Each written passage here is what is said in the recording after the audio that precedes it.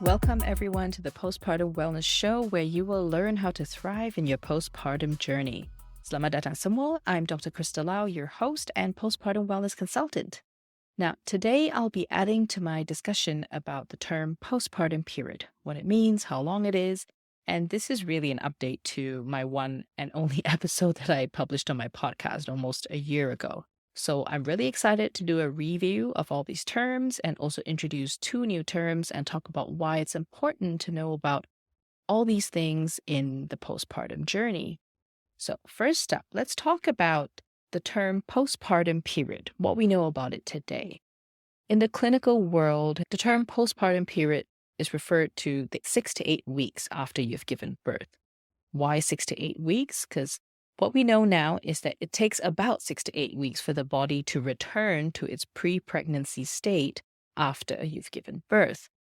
But, realistically, we know your actual physical health takes a lot longer than 6 to 8 weeks, especially if you've experienced diastasis recti, where your abdominal muscles have split in the middle from pregnancy or from childbirth. And we know hormones is going to take a lot longer than 6 to 8 weeks for things to just mellow out or get adjusted to whether you're breastfeeding or not, and for things to settle down. That brings us to the second term, 4th trimester, where I like it better because it doesn't just limit your postpartum experience and postpartum recovery to basically 2 months. But is that enough? Because the 4th trimester refers to up to 3 months or 12 weeks after you've given birth. Now, how this term came about was Dr. Harvey Karp, a pediatrician. He coined the term 4th trimester to describe how babies need another 3 months outside of the womb after being born into the world, that babies need this time to adjust to our world that's loud, that's noisy, that's hot and cold and all sorts of chaos before they become real babies that you can play with. So the good thing about that is they're taking the term 4th trimester for babies to use it for moms. And I like that because it makes sense. A lot of our recovery and the adjustment, it goes hand in hand with your baby because you're literally bonded like this after you've given birth. Which then brings me to the term postpartum year. This is a word that I use in my book, Postpartum 30. And this is the duration of postpartum that I apply when I talk to my clients and when I talk to people about postpartum. Realistically, it does take up to a year at the very least, just because of everything you've got to go through and to adjust and optimize your social and mental well-being as you adjust to having a new baby. And the good thing is, even within the OBGYN community, there is talks about redefining postpartum period as up to 1 year after giving birth.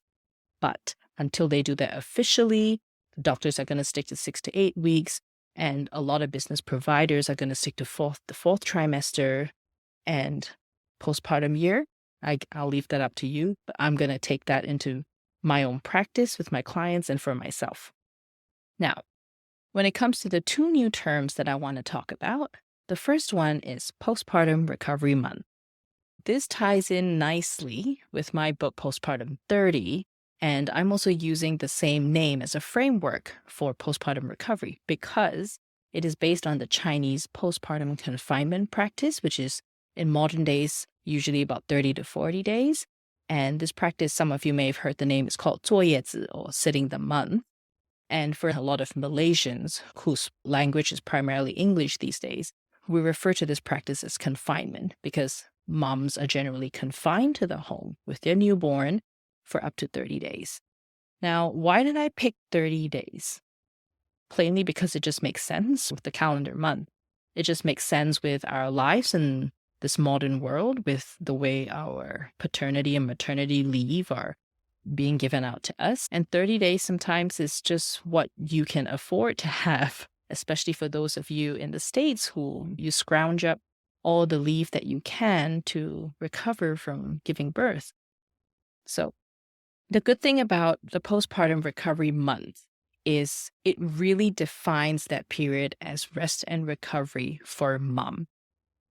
And what I like about that is it sits nicely in whatever term you want to use for postpartum period, 6 to 8 weeks or 4th trimester or postpartum year.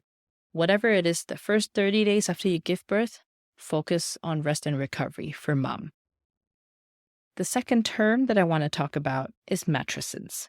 Now, matrescence as a word in itself is not new. It's been around for decades, and it has always been used to describe the process of becoming a mother because matrescence, maternal, and it's akin to the word adolescence, which is the process of becoming an adult from a child to a teenager into an adult.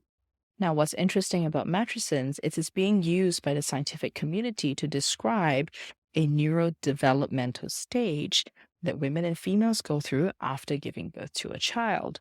So just like adolescence and puberty, where it is a life-changing event for many of us, matrescence is now being put forth as another life-changing event for someone who has gone through the process of childbirth.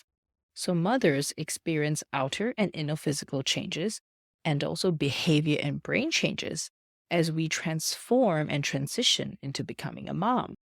So why is it important for us to know these terms and to keep developing these terms?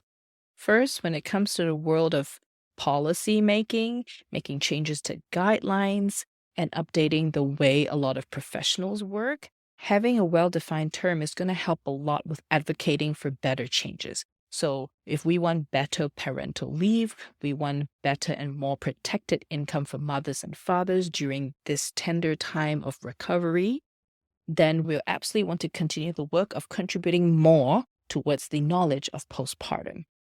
The second thing, using the terms like Postpartum Recovery Month, Matrescence postpartum year, that's going to help with normalizing the need and importance of a rest and recovery period after giving birth, and also to remove this outdated view that maternity and paternity leave is a so-called vacation, because now we know how much actually happens during this time.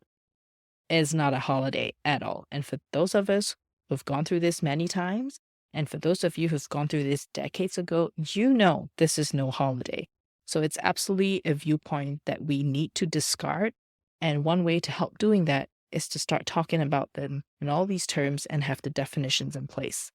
Next, as we develop all these terms, it's really going to help my fellow clinicians and health providers to start adapting all these frameworks into their practice to fit their patients' needs. Because we all know that to wait for official guidelines to change is going to take ages. And a lot of guidelines change also because there's data. So instead of just waiting for that to happen, well, why not let's start putting this into practice so we can provide them the data and tell them, hey, this is what works. This is the reality. Let's start changing the guidelines. And finally, the best part about having more and better definitions about the postpartum period is that for you, my dear mamas who are listening, it's for you to know that everything you've been feeling about your postpartum journey has always been valid, despite what everyone else has been telling you, despite you've been made to feel like you're dramatic, crazy, paranoid, sensitive, and for you to know that everything that you have been experiencing was actually matrescence, and that all the chaos and joy that you felt was really part of the process of becoming a mother.